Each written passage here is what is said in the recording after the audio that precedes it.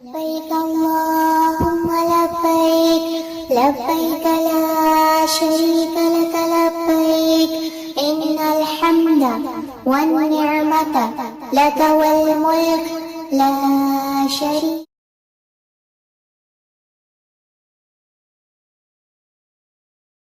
اعوذ باللہ من الشیطان الرجیم بسم اللہ الرحمن الرحیم السلام علیکم ورحمۃ اللہ وبرکاتہ۔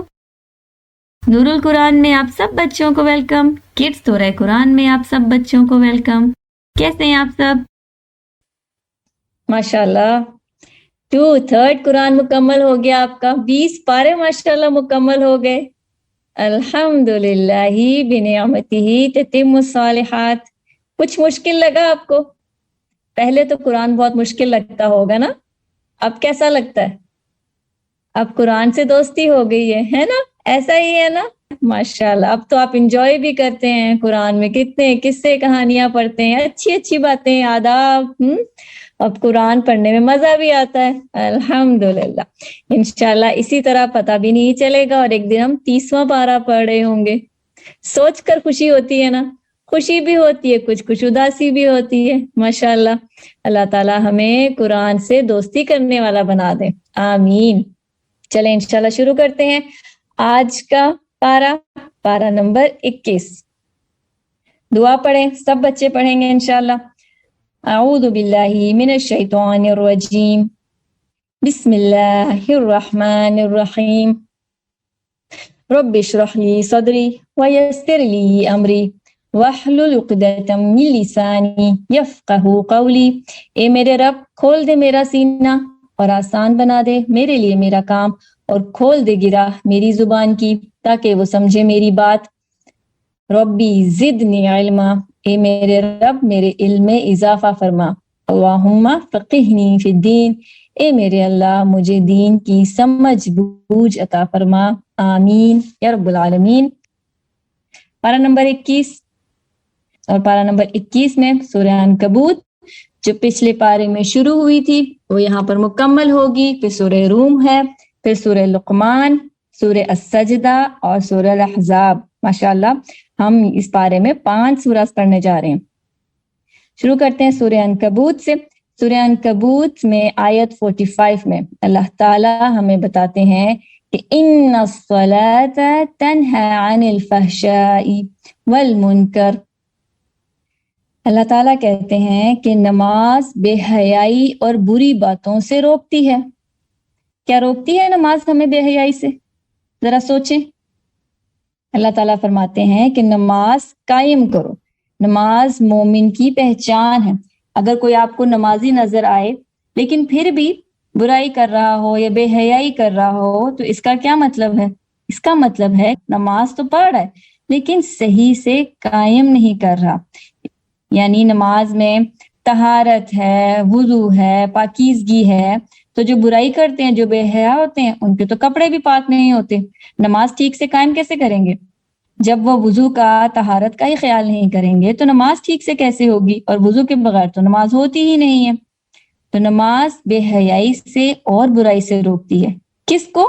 جو قائم کرتا ہے، جو نماز کا حق ادا کرتا ہے۔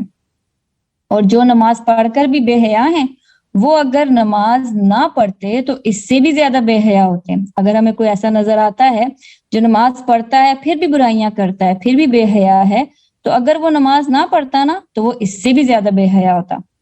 پیارے بچوں، نماز کی اسلام میں بہت اہمیت ہے۔ اللہ تعالیٰ نے نماز پر بہت زور دیا ہے۔ توحید کے بعد سب سے پہلے نماز ہے، کیونکہ نماز تو ہماری پہچان ہے نا، مسلمانوں کا سمبل ہے، سائن ہے۔ کوئی اور نماز پڑھتا ہے؟ نہیں نا۔ اللہ نماز کے معاملے میں کوئی عذر، کوئی بہانہ، کوئی ایکسکیوز قبول نہیں کرتا۔ نماز فرض ہے۔ آپ نے پچھلے پاروں میں پڑھا تھا نا صلاۃ الخوف کے بارے میں، جو جنگ میں نماز ہوتی ہے۔ پھر جو سفر کی نماز ہے وہ بھی پڑھی تھی نا کہ سفر میں نماز چھوٹی پڑھ لو۔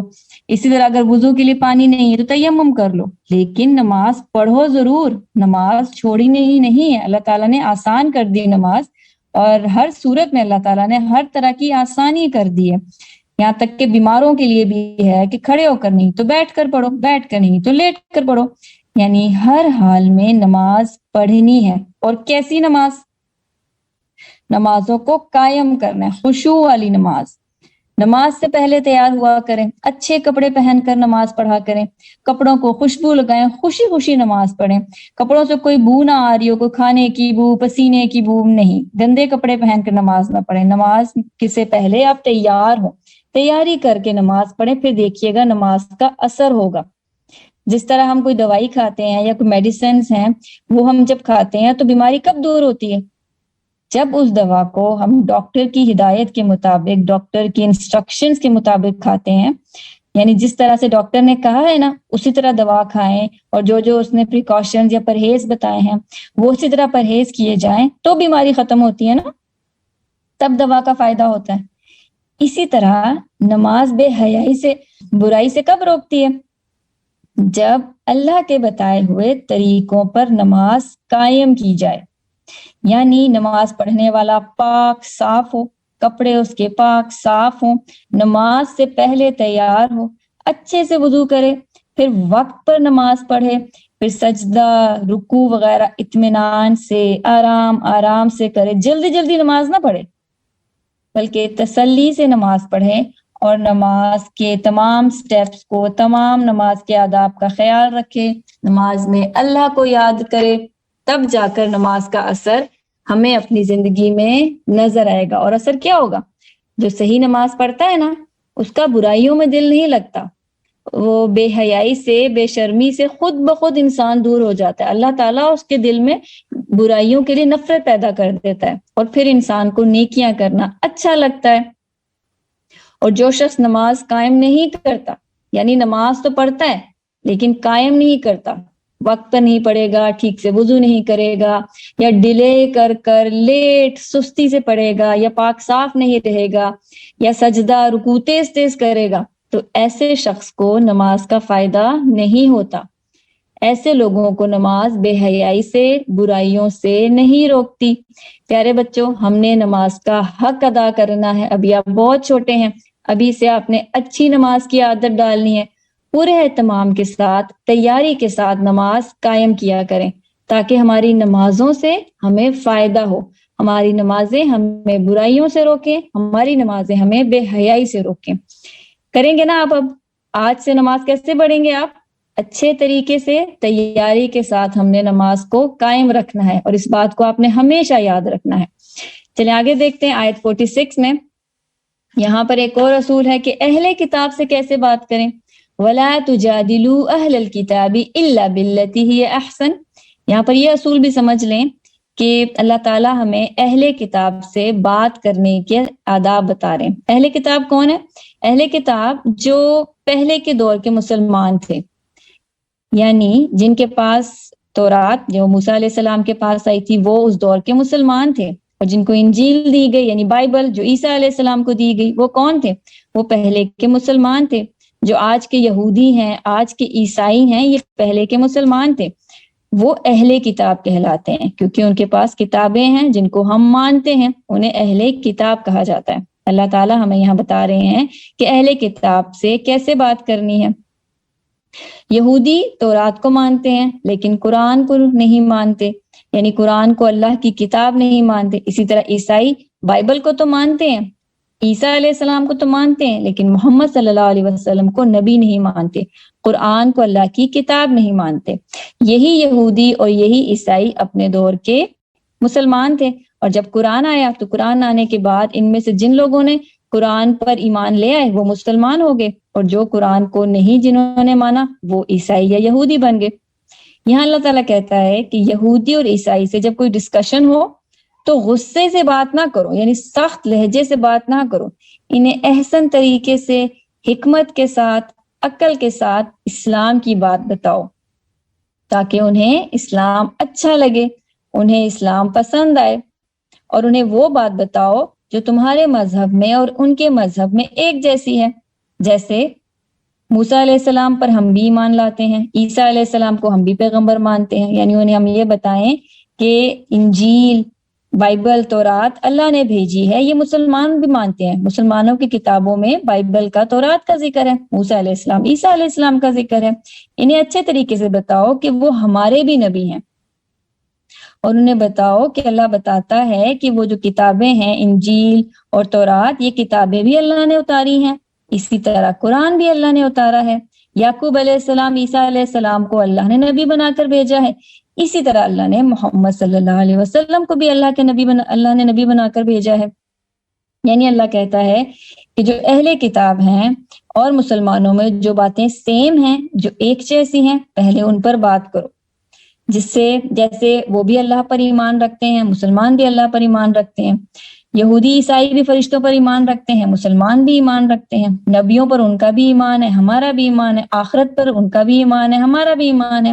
پہلے اسلام اور ان کے مذہب میں جو ایک جیسی باتیں ہیں وہ بتاؤ، پھر اختلاف یعنی جو مختلف باتیں ہیں پھر ان پر آنا۔ پہلے ان کے دل نرم کرو، کیونکہ اسلام کی کچھ باتیں انجیل اور تورات میں بھی ہیں، ان کی کتابوں میں بھی اسلام اور محمد صلی اللہ علیہ وسلم کا ذکر ہے۔ یہاں پہ اللہ تعالیٰ میں وہ حکمت دے رہا ہے کہ اگر کسی سے ڈسکشن ہو کسی اہل کتاب سے تو کیسے اسے اسلام کے بارے میں بتانا ہے، کیونکہ اللہ تعالیٰ تو وہ سب جانتے ہیں نا، اللہ تعالیٰ تمام کتابوں کو جانتے ہیں، اور وہ لوگ بھی اللہ تعالیٰ کو جانتے ہیں، یہودی عیسائی اللہ کو جانتے ہیں، اللہ کو مانتے ہیں۔ انکار کس کا کرتے ہیں؟ قرآن کا، نبی صلی اللہ علیہ وسلم کا۔ یہ تمام باتیں آپ کو کیوں بتائی جا رہی ہیں؟ کیونکہ ہو سکتا ہے کہ آپ کے اسکول میں آپ کے آس پاس کوئی کرسچن، عیسائی، یہودی بچے ہوں، خاص طور پر جو یورپ مڈل ایسٹ سے بچے بھی لے رہے ہیں یا انڈیا سے لے رہے ہیں، تو ہو سکتا ہے کہ ان کے آس پاس اس طرح کے بچے ہوں، تو انہیں ان باتوں کا علم ہونا چاہیے کہ ان بچوں کی کتابوں میں بھی قرآن کا ذکر ہے، اور قرآن میں بھی ان کی کتابوں کا ذکر ہے، نبیوں کا ذکر ہے۔ ہمیں پتا ہونا چاہیے کہ اسلام ہمیں ان مذاہب سے ڈیل کرنے کے بارے میں کیا کہتا ہے۔ ٹھیک ہے، آگے دیکھتے ہیں انشاءاللہ آیت 64 میں اللہ تعالیٰ فرماتے ہیں وَمَا هَذِهِ الْحَيَاةُ الدُّنْيَا إِلَّا لَهْوٌ وَلَعِبٌ۔ اللہ تعالیٰ کہتے ہیں کہ دنیا کی زندگی تو صرف کھیل اور تماشا ہے۔ کھیل تماشا کیا ہوتا ہے؟ وہ کون ہوتا ہے جو ہر وقت فن اور کھیل کے موڈ میں ہوتا ہے، جس کو ہمیشہ کھیل ہی اچھا لگتا ہے؟ وہ ہوتا ہے جو کام سے بھاگتا ہے، جو سیریس نہیں ہوتا، جو ناکام ہوتا ہے، جس کا کوئی مقصد نہیں ہوتا۔ تو اللہ تعالیٰ یہاں پر دنیا کی زندگی کو کھیل کود کہہ رہا ہے، یعنی دنیا کی زندگی کی ویلیو ایک کھیل جیسی ہے۔ اللہ کہتا ہے کہ دنیا سے محبت نہ کرو، دل میں دنیا نہ ہو، دنیا میں دل نہ لگاؤ۔ دنیا میں کیسے زندگی گزارو؟ جیسے کوئی مسافر زندگی گزارتا ہے۔ پیارے بچوں، دنیا بری نہیں ہے، دنیا اللہ نے ہمارے لیے بنائی ہے، انسانوں کے لیے بنائی ہے، لیکن دنیا میں ہر وقت دنیا کے کاموں میں اتنا بزی ہو جانا کہ نمازیں بھی لیٹ ہو رہی ہوں، نمازیں بھی بھول رہی ہوں، اللہ کے حکم بھی بھول جائیں، دین کے کام، اپنی ذمہ داری مومن بھول جائے، اور ہر وقت دنیا، فن، پارٹیز، کھیل تماشے میں دل لگنا، یہ درست نہیں ہے۔ دل میں اللہ ہونا چاہیے، ہم نے اپنے مقصد کو نہیں بھولنا، دل میں دنیا نہیں ہونی چاہیے۔ یہ مال اور نعمتیں بری نہیں ہیں۔ حضرت عثمان رضی اللہ عنہ بہت امیر تھے، اللہ نے ان کو بہت ساری نعمتیں دے رکھی تھی اور بہت کچھ تھا ان کے پاس، لیکن وہ اللہ سے محبت کرنے والے تھے، خوب صدقہ کرنے والے تھے، دوسروں کی مدد کرنے والے تھے۔ تو پیارے بچوں، دنیا کو اللہ نے کھیل تماشا کہا ہے تاکہ ہم دنیا میں مسافر کی طرح زندگی گزاریں اور یہاں پر ہم دل نہ لگائیں۔ ہم نے دنیا کے چھوٹے بڑے مسئلوں، چھوٹی چھوٹی باتوں میں پڑھ کر اپنی آخرت کو نہیں بھولنا۔ اس دنیا میں ہم بائی چوائس نہیں آئے نا۔ کوئی بچہ ہے جو کہے کہ میں اپنی مرضی سے اس دنیا میں آیا ہوں؟ نہیں نا، یہ اللہ کا فیصلہ تھا، اور جب یہاں سے جائیں گے وہ بھی اللہ کا فیصلہ ہوگا۔ یعنی اس دنیا میں ہم بائی چوائس نہیں آئے اور بائی چوائس اپنی مرضی سے یہاں سے نہیں جائیں گے۔ یہ سب اللہ کی مرضی ہے، اور اللہ کی مرضی سے آئے ہیں، اللہ کی مرضی سے جائیں گے۔ اور جب جائیں گے یہاں سے تو آگے سوال ہوگا کہ دنیا میں کیا کر کے آئے ہو، اللہ کی بات مانی ہے کہ نہیں مانی۔ تو اس دنیا میں آنے کا مقصد ہے، اس دنیا میں آنے کا ایک ایم ہے، جو کہ اللہ کی عبادت، اللہ کی اطاعت، اللہ کی بات ماننا ہے، یعنی جو اللہ نے جیسا کہا ہے ویسا کرنا ہے۔ تو پیارے بچوں، یہاں اللہ تعالیٰ ہمیں ریمائنڈ کرا رہا ہے کہ اس دنیا میں ہمارے آنے کا مقصد دنیا میں دل لگانا اور کھیلنا کودنا نہیں ہے، بلکہ اللہ کی بات مان کر زندگی گزارنا اور پھر واپس اللہ کے پاس جانا ہے، کیونکہ اصل گھر جنت ہے، دنیا اصل گھر نہیں ہے۔ اس کے بعد سورہ روم ہے، اور سورہ روم میں اللہ تعالیٰ فرماتے ہیں فسبحان اللہ حین تمسون حین تصبحون، یعنی اللہ تعالیٰ کا ذکر کیا کرو، تسبیح بیان کیا کرو صبح اور شام. آپ لوگ کرتے ہیں؟ ہم ڈیلی کلاس میں اذکار یاد کر رہے ہیں نا، دعائیں پڑھ رہے ہیں ڈیلی. تو آپ نے کیا کرنا ہے، روٹین بنانی ہے، صبح و شام ذکر کرنا ہے، اذکار کرنے ہیں. کوئی مشکل آئے تب آپ نے دعا کرنی ہے، آسانی میں اللہ کا شکر ادا کرنا ہے. ہر حال میں ہم نے اللہ تعالیٰ سے دعا کرنی ہے اور اذکار کو پڑھنا ہے. انشاءاللہ اگلے پاروں میں ہم ذکر کے فائدے بھی پڑھیں گے. ابھی آپ اتنا رکھیں کہ آپ نے ان اذکار کو پڑھنا ہے، پھر دیکھیے گا اللہ کیسے آپ کی زندگی میں برکت دے گا. اس کے بعد اگلی آیات میں اللہ کی نشانیاں ہیں کہ اللہ تعالیٰ نے دنیا میں انسانوں کے لیے مختلف زبانیں پیدا کی ہیں اور طرح طرح کی زبانیں ہیں. کون کون سی زبانیں ہیں دنیا میں؟ عربی ہے، انگلش ہے، اردو ہے، فرینچ ہے، جرمن ہے. یہ سب کیا ہے؟ یہ زبانیں ہیں. یہ سب انسانوں کی بولی جانے والی مختلف زبانیں ہیں تاکہ ہم ایک دوسرے کو پہچان سکیں. اللہ نے یہ بانٹ ہماری آسانی کے لیے رکھی ہے. اللہ نے مختلف رنگوں اور شکلوں کے لوگ پیدا کیے ہیں تاکہ ہم فرق کر سکیں، ہم پہچان سکیں، ہمیں ایک دوسرے کو پہچاننے میں آسانی ہو. سوچیں اگر سارے انسان ایک ہی شکل کے ہوتے تو کیا ہوتا، اور اگر سب انسان ایک ہی زبان بولتے تو کیسے پتہ چلتا کہ کون عرب سے ہے، کون چائنا سے ہے، کون یورپ سے ہے. تو اللہ تعالیٰ نے یہ بانٹ رکھی ہے. یہ بھی اللہ کی نشانی ہے کہ ہم پہچان لیتے ہیں کہ یہ کون ہے. اللہ تعالیٰ اپنی بہت ساری نشانیوں میں سے زبانوں اور رنگوں کو بھی نشانی کہتا ہے، یعنی سائنز آف اللہ کہتا ہے، تاکہ ہم غور کریں. صرف اللہ تعالیٰ ہی اس لائق ہے کہ اس کی بات مانی جائے اور اس کی عبادت کی جائے. پھر آگے اللہ تعالیٰ ایک اور نشانی، ایک اور کمال بتا رہا ہے کہ جب انسان کو پیدا کرتا ہے تو وہ کمزور ہوتا ہے. بیبی دیکھا ہے آپ نے، بیبی کتنا کمزور ہوتا ہے نا. پھر اللہ اسے بڑا کرتا ہے، وہ چلنے پھرنے لگتا ہے. پھر کیا ہوتا ہے، پھر انسان کو اللہ جوان کر دیتا ہے، مضبوط کرتا ہے، یعنی اسٹرانگ ہو جاتا ہے. اور پھر جوانی کے بعد کیا ہوتا ہے، انسان آہستہ آہستہ پھر سے کمزور ہونا شروع ہو جاتا ہے. بال سفید ہو جاتے ہیں، جسم کمزور ہو جاتا ہے، انسان بوڑھا ہو جاتا ہے. یہاں اللہ تعالیٰ اپنی ایک اور نشانی بتا رہا ہے کہ انسان کو کمزور پیدا کرتا ہے، پھر طاقت دیتا ہے، پھر آخر میں انسان کو پھر سے کمزور کر دیتا ہے اور پھر انسان کو اپنے پاس بلا لیتا ہے. یہ مختلف سٹیپس ہیں جو ہر انسان کی زندگی میں آتے ہیں. یعنی اللہ ہمیں یہ احساس دلا رہا ہے کہ انسان باقی نہیں رہے گا. ہم نے اپنے رزلٹ کی فکر کرنی ہے، دنیا میں اچھے اچھے کام کرنے ہیں تاکہ ہمیں اینڈ میں اچھا رزلٹ ملے. اس کے بعد سورہ لقمان شروع ہوتی ہے. سورہ لقمان الف لام میم سے سٹارٹ ہوتی ہے. اور کون سی سورہ جو الف لام میم سے شروع ہوتی ہے؟ اور بہت سی سورہ ہیں، سورۃ البقرہ بھی شروع ہوتی ہے الف لام میم سے. اس سورہ میں اللہ تعالیٰ فرماتے ہیں لہو الحدیث سے بچنا ہے. لہو الحدیث کیا ہے؟ لہو الحدیث کا مطلب ہے فضول باتیں، فضول چیزیں، بیکار کام، یعنی ہر وہ چیز جو بہکا دے، ہر برا کام، ہر فضول کام، یعنی ایسا کام جس کا کوئی مقصد نہ ہو، جو نافرمانی کا کام ہو، جو ہمیں یہ بھلا دے کہ ہم مسلمان ہیں، ہمارا کوئی مقصد ہے، اللہ نے ویسے ہی پیدا نہیں کیا. اسے لہو الحدیث کہتے ہیں. یعنی بیہودہ پروگرامز، بیہودہ قصے کہانیاں، گانا بجانا، میوزک، ان تمام چیزوں میں اپنا وقت لگانا، یہ سب لہو الحدیث ہے. پیارے بچوں، جو مومن ہوتا ہے نا، اس کے پاس لہو الحدیث کے لیے وقت نہیں ہوتا. وہ گانے اور بیہودہ چیزوں پر اپنا وقت ضائع نہیں کرتا. اگر آپ سوشل میڈیا دیکھیں، ٹی وی لگائیں، تو ہر وقت ہمارا وقت ضائع کرنے کے لیے اس میں بہت کچھ ہے. عقل مند کون ہے جو اپنا وقت بچاتا ہے اور اس میں وقت نہیں ضائع کرتا. آپ سپورٹس کو دیکھ لیں، سپورٹس کرنا، کھیلنا اچھی بات ہے، لیکن ہر وقت کسی ایک پروگرام کو، سپورٹس کو، میچ کو، ٹورنامنٹس کو دیکھنا اور اسی میں لگے رہنا، یہ غلط ہے. مثلا ایک فٹ بال ٹورنامنٹ شروع ہوا تو اس میں اتنا مگن ہو گئے کہ بھول ہی گئے کہ ہمارا مقصد کیا ہے. پھر ایک میچ ختم ہوا، پھر دوسرا میچ، پھر کرکٹ ہے، پھر ٹینس ہے، پھر اسی میں لگے رہنا. یہ سب کیا ہے؟ یہ لہو الحدیث ہے جس سے ہم نے بچنا ہے.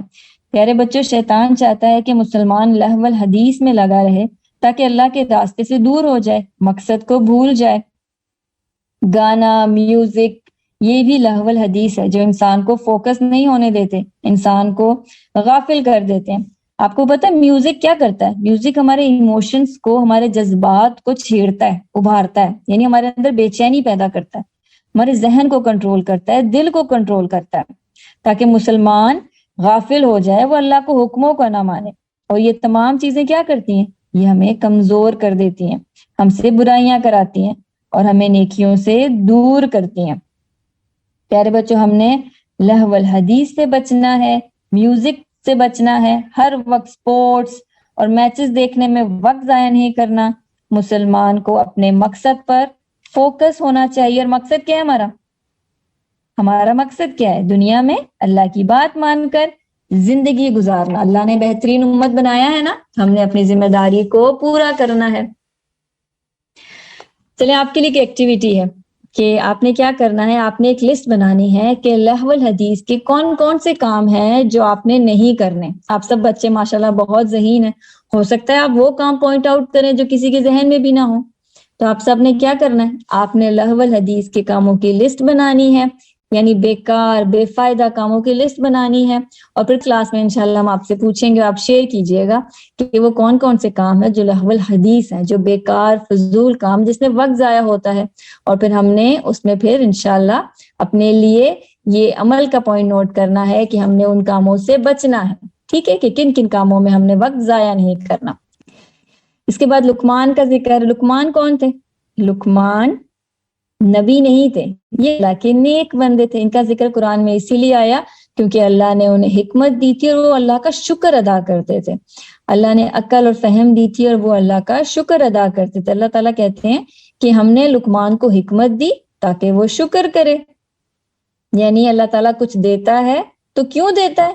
تاکہ بندہ شکر کرے. اور ساتھ اللہ تعالیٰ کہتا ہے کہ ہر شکر کرنے والا اپنے لیے شکر کرتا ہے، اور اگر وہ ناشکری کرتا ہے تو اللہ کو کوئی فرق نہیں پڑتا. اللہ کے خزانے میں کوئی کمی نہیں آتی. یعنی شکر سے فائدہ کس کو ہوتا ہے؟ شکر سے فائدہ خود انسان کو ہوتا ہے. شکر نہ کرنے والا نقصان میں ہوتا ہے. اور شکر کا کیا مطلب ہوتا ہے؟ شکر کا مطلب ہوتا ہے ہم پازیٹیو ہیں، ہمارے دل میں سکون ہے، ہم خوش ہیں، ہر وقت ناراض نہیں رہتے، ہم ہر وقت اداس نہیں رہتے، ہم خوش رہتے ہیں. شکر کا مطلب ہے خوش رہنا، یعنی جو اللہ نے دیا ہے اس پر شکر، جو نہیں دیا اس پر صبر. ہر حال میں اللہ سے راضی رہنا، اللہ کے فیصلوں پر خوش رہنا، یہ شکر ہوتا ہے. اور شکر کرنے سے کیا ہوتا ہے؟ شکر کرنے سے نعمتیں باقی رہتی ہیں. اللہ تعالیٰ نعمتوں کی حفاظت کرتا ہے. کیا ہم والدین کا شکر ادا کرتے ہیں؟ آپ سب بچے سوچیں، ماما اور بابا کو تھینک یو بولتے ہیں آپ لوگ، جو ہماری ہر ضرورت پوری کرتے ہیں، احساس کرتے ہیں ان کا، نرمی کرتے ہیں. کبھی شکر کیا ہم نے والدین کا؟ ہم نے زبان سے بھی ان کا شکر ادا کرنا ہے اور ان کی بات مان کر بھی ان کا شکر ادا کرنا ہے. ٹھیک ہے، آج آپ نے کیا کرنا ہے؟ اپنی ماما اور بابا کو تھینک یو بولنا ہے، ان کا شکر ادا کرنا ہے کہ آپ کی وہ اتنی ہیلپ کرتے ہیں، اتنا خیال رکھتے ہیں اور آپ کے اتنے سارے کام بھی کرتے ہیں. تو آج آپ نے اپنی ماما کو بھی تھینک یو بولنا ہے، اپنے بابا کو بھی تھینک یو بولنا ہے. ٹھیک ہے، چلیں آگے دیکھتے ہیں. لقمان نے اپنے بیٹے کو چند نصیحتیں کی تھی. یہ نصیحتیں بہت اہم ہیں. ان نصیحتوں میں ہمارے لیے زندگی گزارنے کے بہت سارے پیغام ہیں. کوئکلی ان کو دیکھ لیتے ہیں. سب سے پہلے لقمان نے اپنے بیٹے کو کہا کہ شرک نہیں کرنا، یعنی اللہ ایک ہے، اللہ سے ہی مدد مانگنی ہے، اللہ کی ہی بات ماننی ہے، کسی اور کی باتوں میں آ کر اللہ کو نہیں چھوڑنا، یعنی اللہ کو بھولنا نہیں ہے، اللہ کی قدر کرنی ہے. پھر اس کے بعد کہا کہ والدین کے ساتھ اچھا سلوک کرنا ہے، یعنی ماں باپ کی خدمت کرنی ہے، انہیں خوش رکھنا ہے، ان کا احساس کرنا ہے، ان کا خیال رکھنا ہے، ان سے نرم بات کرنی ہے. پھر اگلی نصیحت کی کہ ہر وقت یاد رکھو کہ اللہ ہمیں دیکھ رہا ہے، اس سے کوئی بھی چھپ نہیں سکتا. انسان اچھا کام کرے یا پھر چھپ کر کوئی برائی کرے، اللہ تو سب دیکھ لیتا ہے نا. اللہ تو سمندر میں اندھیرے میں رہنے والی جو مخلوق چھوٹی چھوٹی مچھلیاں ہوتی ہیں ان کو بھی دیکھ لیتا ہے. پھر اسی طرح جو اندھیرے میں چلنے والی چونٹیاں ہوتی ہیں انہیں بھی دیکھ لیتا ہے. تو اللہ تعالیٰ دیکھ رہا ہے. لقمان نے اپنے بیٹے کو نصیحت کی کہ ہمیشہ یاد رکھنا کہ اللہ دیکھ رہا ہے. پھر نماز قائم کرو، ابھی پارے کے شروع میں نماز قائم کی بات کی ہم نے. پھر امر بالمعروف و نہی عن المنکر، یہ کیا ہے؟ آپ کو یاد ہوگا ہم نے پڑھا تھا کہ جو مسلمان ہے اس کی یہ ڈیوٹی ہے دوسروں کو اچھے کام کا کہنا اور برائی سے روکنا، امر بالمعروف و نہی عن المنکر. اس کے بعد اگر کوئی مصیبت آئے تو اس پر صبر کرنا ہے، پریشانی آئے تو صبر کرنا ہے. آپ لوگ سوچیں کبھی اگر آپ پریشان ہوتے ہیں یا کوئی مشکل آتی ہے تو کیا کرتے ہیں؟ شور مچاتے ہیں، روتے ہیں، یا پھر صبر کرتے ہیں؟ پھر اس کے بعد اگلی نصیحت جو لقمان نے کی، کہا کہ تکبر نہیں کرنا۔ آپ قارون کا واقعہ یاد کر لیں، ہم نے غرور سے بچنا ہے، دکھاوے سے بچنا ہے، کیونکہ دکھاوا کرنے والا، تکبر کرنے والا جنت میں نہیں جائے گا۔ پھر چال کے بارے میں بتایا کہ نہ بہت تیز چلو اور نہ اتنا آہستہ چلو کہ لوگ بیمار سمجھے، درمیانی چال چلو۔ پھر بات کرنے کے بارے میں بتایا لقمان نے اپنے بیٹے کو کہ چیخ چیخ کر بات نہیں کرنی، اور ساتھ ہی اللہ تعالیٰ نے کہہ دیا کہ گدھے کی آواز بہت اونچی ہوتی ہے، ہم نے آہستہ بات کرنی ہے۔ یہ تمام نصیحتیں لقمان نے اپنے بیٹے کو کی، اور اللہ نے لقمان کی باتیں قرآن میں کیوں بیان کی ہیں؟ کیونکہ یہ اصول، یہ باتیں، یہ نصیحتیں ہماری ہیلپ کریں گی۔ پیارے بچوں، لقمان کی نصیحت کو، آپ ان باتوں کو لکھ لیں، یہ سارے پوائنٹس آپ سب بچے لکھ لیں، یہ ریمائنڈرز ہیں، یہ بہت اہم ہیں، یہ زندگی گزارنے میں مدد کریں گے۔ ان پر ہم نے عمل کرنا ہے، کیونکہ ان میں عبادت کی بات بھی ہے، اخلاق کی بات بھی ہے، پھر معاملات کی بات بھی ہے، پھر آداب بھی ہیں۔ ان تمام باتوں کا اگر ہم خیال رکھیں گے تو ہم دنیا میں بھی کامیاب ہوں گے اور آخرت میں بھی کامیاب ہوں گے۔ یہاں پہ سورہ لقمان مکمل ہوتی ہے۔ اگلی سورہ سجدہ ہے۔ نبی صلی اللہ علیہ وسلم رات کو سونے سے قبل سورہ سجدہ پڑھ کر سوتے تھے۔ یہ سورت ہمارے پیارے نبی صلی اللہ علیہ وسلم رات کو پڑھ کر سوتے تھے۔ سورہ سجدہ کے بعد سورہ الاحزاب ہے۔ الاحزاب کا مطلب گروہ ہوتا ہے، یعنی گروپس، اور اس کی آیت 21 میں اللہ تعالیٰ فرماتے ہیں لَقَدْ كَانَ لَكُمْ فِي رَسُولِ اللَّهِ أُسْوَةٌ حَسَنَةٌ، یعنی نبی صلی اللہ علیہ وسلم کی زندگی ہمارے لیے ایک نمونہ ہے، ایک ایگزامپل ہے۔ کیا ہے نبی کی زندگی ہمارے لیے؟ آپ نے غور کیا کہ ایک مثال ہے، ایک ایگزامپل ہے جسے ہم فالو کر سکتے ہیں۔ نبی صلی اللہ علیہ وسلم بھی ایک انسان تھے نا، اللہ نے ان کو انسان بھیجا تھا، اور ان کی زندگی میں بھی ہر طرح کے موقع آتے تھے، یعنی وہ خوش بھی ہوتے تھے، ان کے امتحان بھی ہوتے تھے، پریشانی بھی ہوتی تھی، غم بھی ہوتا تھا، یہ سب نبی صلی اللہ علیہ وسلم کے ساتھ ہوتے تھے۔ ہم نے دیکھنا یہ ہے کہ نبی صلی اللہ علیہ وسلم ہر موقع پر کیا کرتے تھے، یعنی کس سچویشن میں وہ کیا کرتے تھے، سچویشن کو ڈیل کیسے کرتے تھے، ہینڈل کیسے کرتے تھے۔ ہم نے نبی صلی اللہ علیہ وسلم کی زندگی سے سیکھنا ہے، اور ان کی زندگی ہمارے لیے ایگزامپل ہے کہ کس کس موقع پر ہم نے کیا کرنا ہے۔ مثلا اگر کبھی آپ کو بہت غصہ آئے نا، تو سوچیں کہ اگر نبی صلی اللہ علیہ وسلم یہاں ہوتے تو کیا کرتے، اگر نبی صلی اللہ علیہ وسلم کو غصہ آتا تو وہ کیا کرتے۔ اسی طرح اگر آپ کو کبھی نماز پڑھنے میں یا کوئی نیک کام کرنے میں کوئی پریشانی ہو رہی ہو، کوئی سستی ہو رہی ہو، تو سوچیں اگر نبی صلی اللہ علیہ وسلم یہاں ہوتے اس موقع پر کیا کرتے۔ اور اگر کوئی آپ کو غلطی کرے یا کوئی آپ کو تنگ کرے تو سوچیں کہ نبی صلی اللہ علیہ وسلم ہوتے تو کیا کرتے، معاف کرتے یا سزا دیتے۔ پھر اپنے چھوٹے بہن بھائیوں سے بات کرتے ہوئے، والدین سے بات کرتے ہوئے، دوستوں سے ڈیل کرتے ہوئے، یہاں تک کھیلتے ہوئے بھی سوچیں کہ نبی صلی اللہ علیہ وسلم کی سنت کیا تھی، وہ کس طرح سے دوسروں کا خیال رکھتے تھے، کس طرح سے چھوٹوں سے نرمی کرتے تھے، والدین کی خدمت کے بارے میں انہوں نے کیا فرمایا۔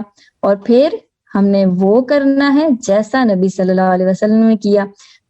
ہمیں نبی صلی اللہ علیہ وسلم کی زندگی سے اپنے لیے زندگی کے ہر موقع پر ایک ایگزامپل ملتی ہے، جسے ہم فالو کر کے کامیاب ہو سکتے ہیں اور بہترین زندگی گزار سکتے ہیں۔ یہاں پہ آپ کا پارہ مکمل ہوا الحمدللہ۔ ایک نظر دیکھتے ہیں کہ آج کے پارے میں ہم نے شروع سے لے کر اب تک کیا پڑھا۔ سورہ عنکبوت میں ہم نے پہلے دیکھا کہ نماز برائی سے روکتی ہے، کس کو؟ جو ٹھیک طریقے سے نماز پڑھتا ہے۔ پھر اہل کتاب سے کیسے بات کرنی ہے، جو مسلمان ہیں وہ یہودیوں اور عیسائیوں سے کیسے بات کرے گا، انہیں بتائے گا کہ ان کی کتابوں کا ذکر قرآن میں بھی ہے۔ پھر زندگی دنیا کی کیا ہے، کھیل اور تماشا ہے۔ پھر سورہ لقمان میں لہو الحدیث کے بارے میں ہم نے پڑھا کہ ہم نے فضول بیکار چیزوں سے بچنا ہے۔ پھر حضرت لقمان کی نصیحتیں دیکھی ہم نے۔ پھر سورہ روم میں اللہ کی تسبیح کے بارے میں پڑھا، اللہ کی نشانیاں، جس میں اللہ تعالیٰ نے انسانوں کو مختلف رنگوں، مختلف زبانوں کا پیدا کیا ہے، اور انسان کو پیدائشی کمزور بنایا، پھر انسان جوان ہوا، مضبوط ہوا، پھر دوبارہ اللہ نے کمزور بنایا۔ اللہ بتاتا ہے کہ انسان باقی نہیں رہے گا، اللہ کے پاس واپس جائے گا۔ پھر سورہ سجدہ نبی صلی اللہ علیہ وسلم رات کو پڑھ کر سوتے تھے، اور سورہ احزاب میں ہم نے دیکھا کہ لقد کان لکم فی رسول اللہ اسوۃ حسنہ، نبی صلی اللہ علیہ وسلم کی زندگی ہمارے لیے اگزامپل ہے، نمونہ ہے۔ انشاءاللہ کل ہم 22واں پارہ پڑھیں گے۔ جزاکم اللہ خیر کثیرا۔ السلام علیکم ورحمۃ اللہ وبرکاتہ۔